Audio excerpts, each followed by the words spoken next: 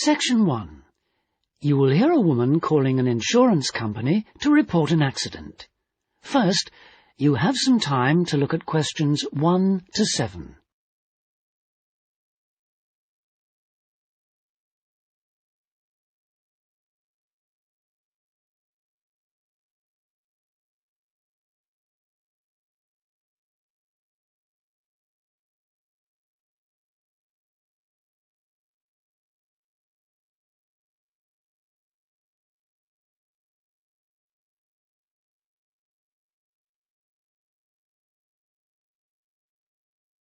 You will see that there is an example which has been done for you.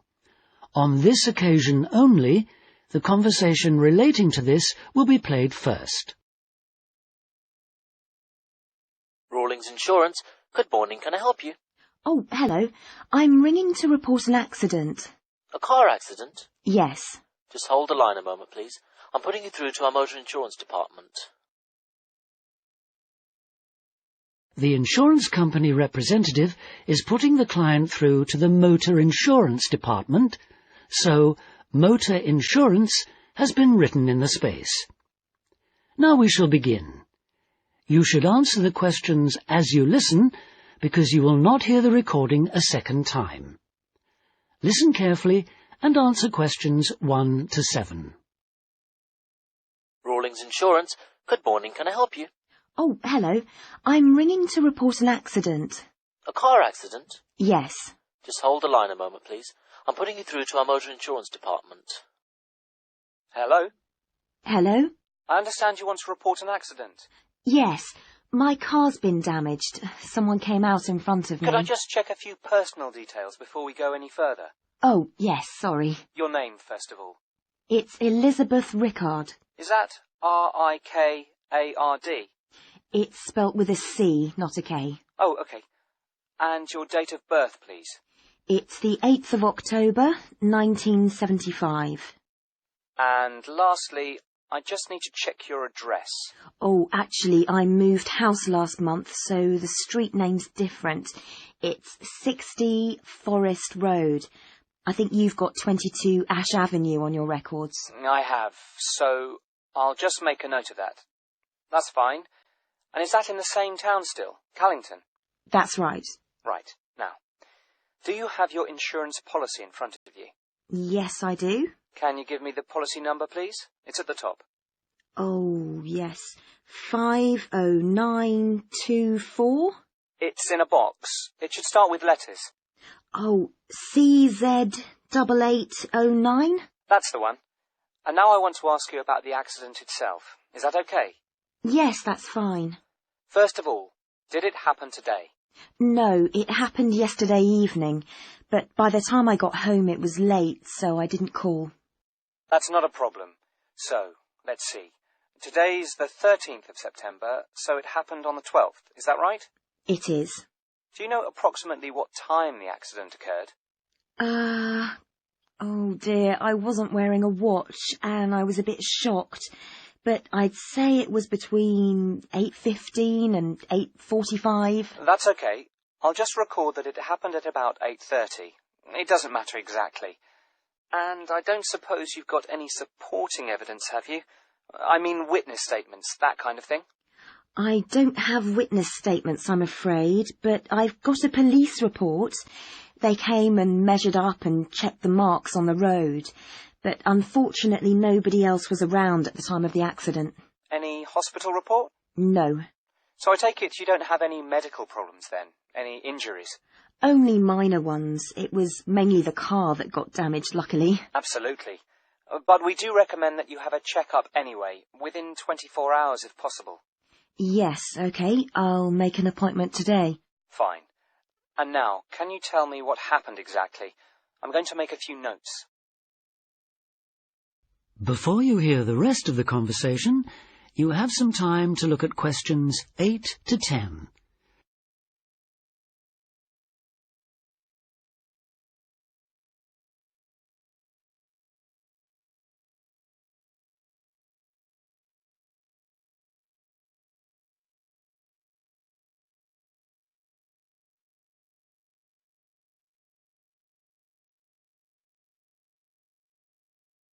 Now listen and answer questions 8 to 10. I was driving home from the swimming pool and I don't know Callington at all, so could you describe it for me? Where did the accident happen? On the road between Newtown and Callington. I was driving from Newtown, heading towards Callington, and... OK, just let me draw the road layout. Right. OK. When you leave Newtown, there's a sharp bend in the road, and then there's a railway bridge. OK. And then about half a kilometre further on, there's a crossroads with traffic lights, and I was just in between the two when it happened. I wasn't going very fast. In fact, I definitely... So you'd already gone over the bridge?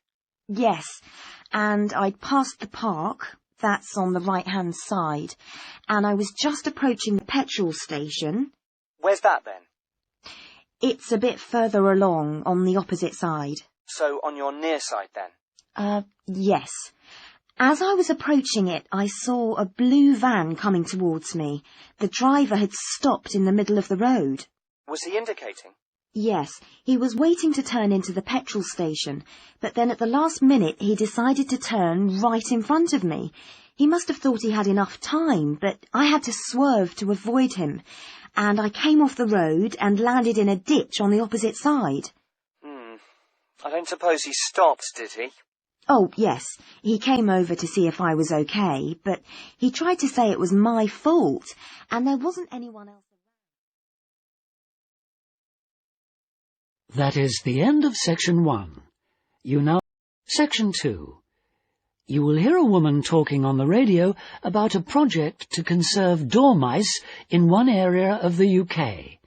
First, you have some time to look at questions 11 to 14.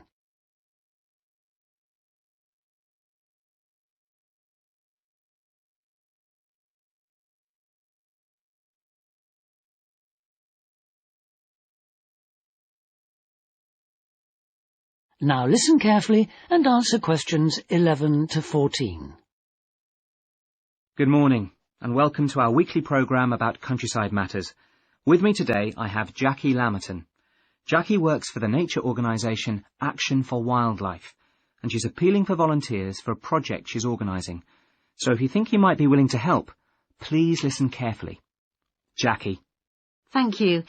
Yes, as you've just heard, I represent a charity called Action for Wildlife, which works to protect plants and animals. And I'm here today to talk about a project to save a type of mouse known as a dormouse. We can still find the dormouse in this area, but in the last few decades, the number of dormice has seriously declined, not just in this country but across the world. There are several reasons for this: loss of habitat, climate change, competition for food, and this area of the UK is now regarded as one of the last strongholds.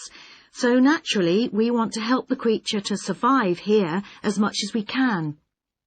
The aim of the first stage of our project is simply to identify specific locations where dormice are still to be found and estimate the number we have here. So I'll just tell you a little bit about the creature in case you don't already know. The dormouse is a very attractive, very small mammal. It only weighs about the same as a couple of pound coins.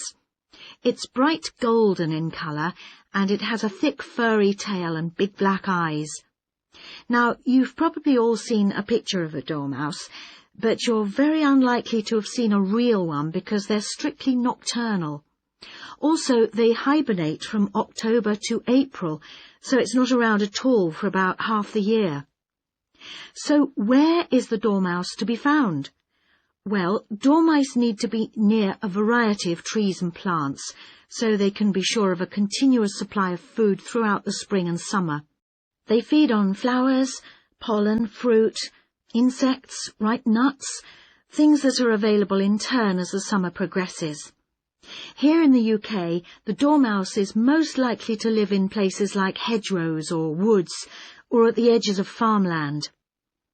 So how do we find out exactly where dormice are? Well, as they're hard to spot, as I said, we have to use indirect methods. Instead of trying to see dormice themselves, we look for evidence of dormouse activity. Dormice eat hazelnuts, so we'll be looking for the shells that dormice have opened to get at the nut inside. A lot of wildlife species eat hazelnuts. It's not just dormice. But it's usually possible to tell which particular animal has opened a nut by looking at the marks on the shells.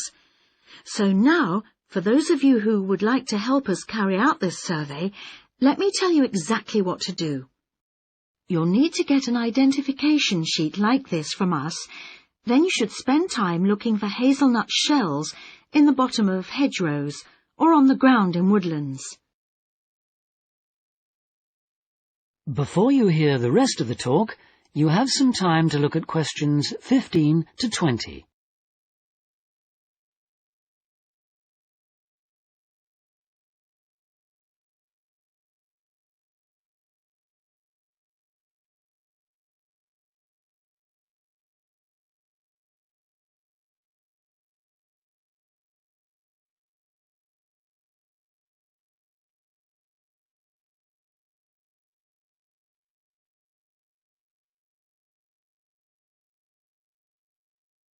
Now listen and answer questions 15 to 20.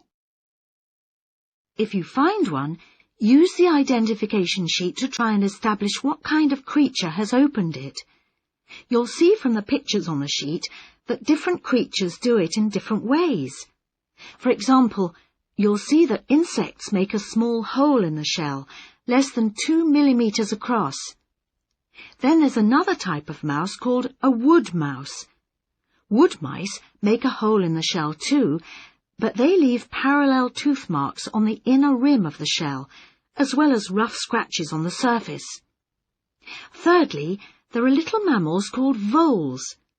These creatures don't leave any marks on the surface, but they leave tooth marks on the inner rim of the hole. And these marks are neat and parallel, so they're fairly easy to identify. Then there are squirrels and birds. They both open the nuts, leaving half shells that have got jagged edges. And finally, we have our dormice.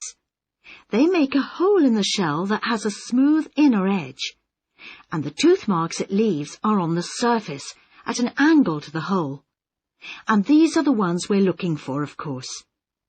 Firstly, if you do find any nuts which you think have been opened by dormice, you need to record their location as precisely as possible. You can use the grid references on a map, or you can sketch your own map. But if you do, be sure to include landmarks or road names. It's very important that we know exactly where the shells came from. Then put the nut shells in a small container. Any kind will do, a film box or a matchbox, anything that prevents them from being crushed in the post.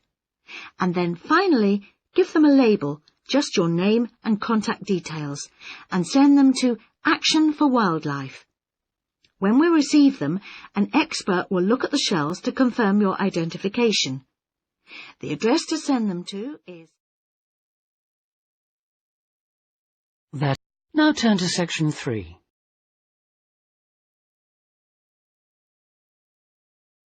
Section 3.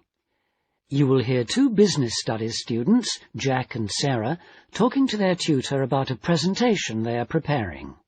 First, you have some time to look at questions 21 to 26.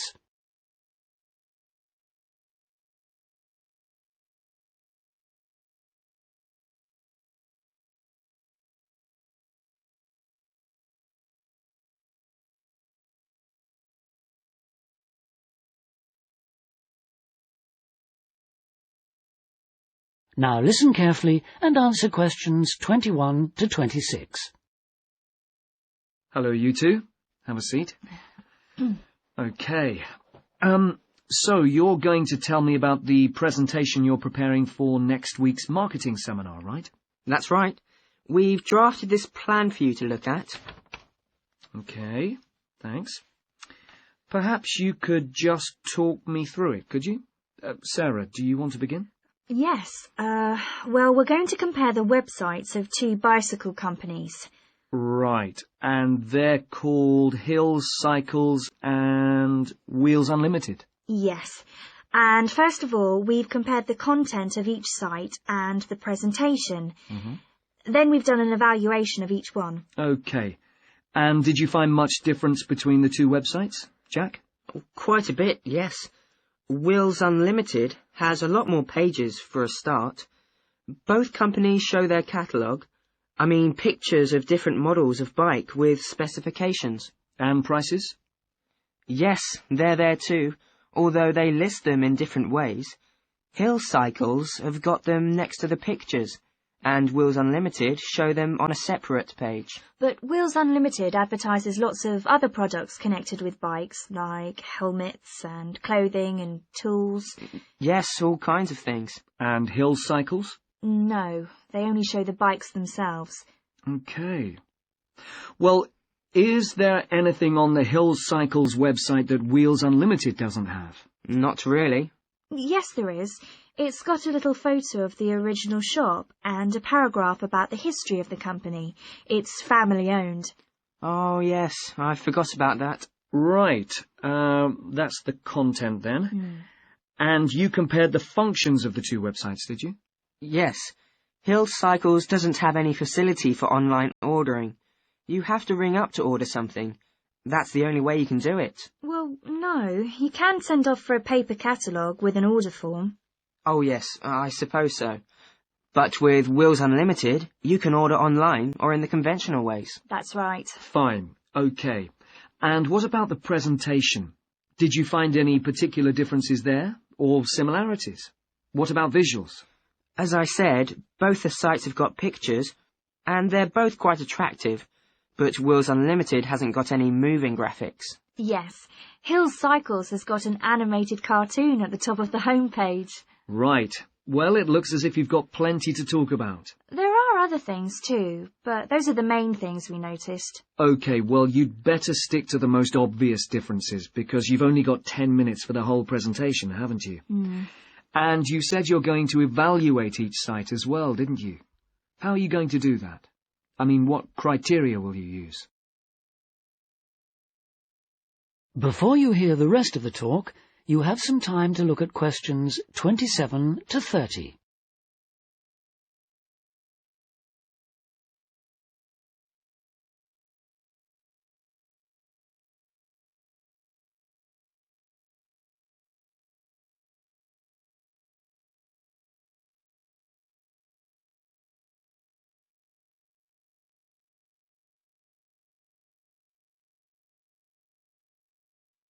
Now listen and answer questions 27 to 30.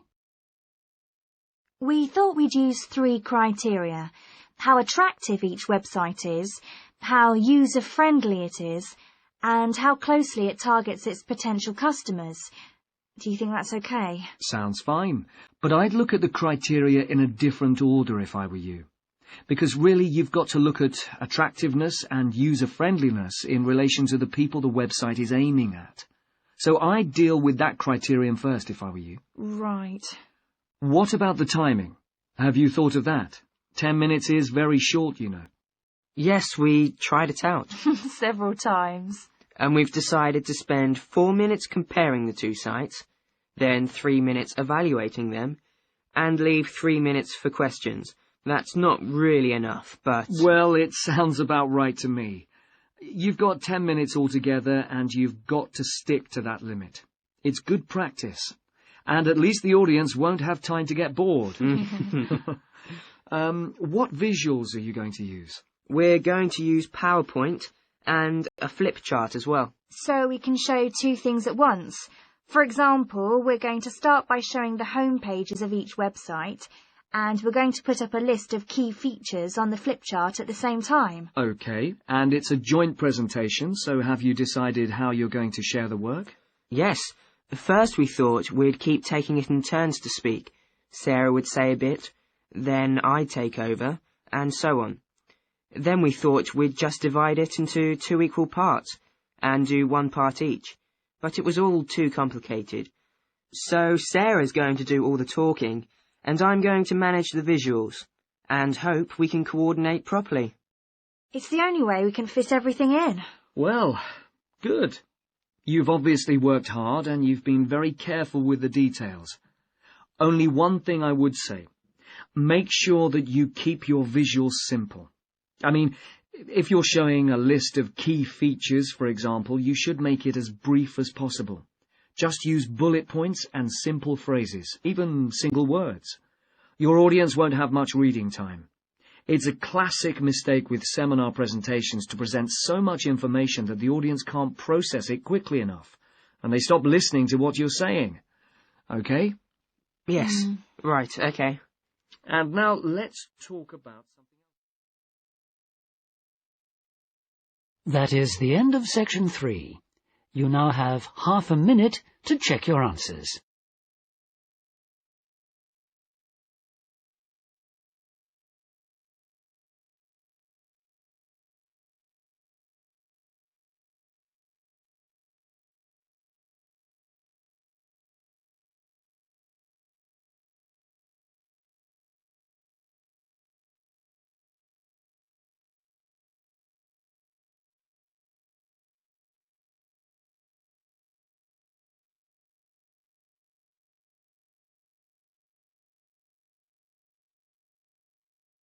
Now listen carefully and answer questions 31 to 40.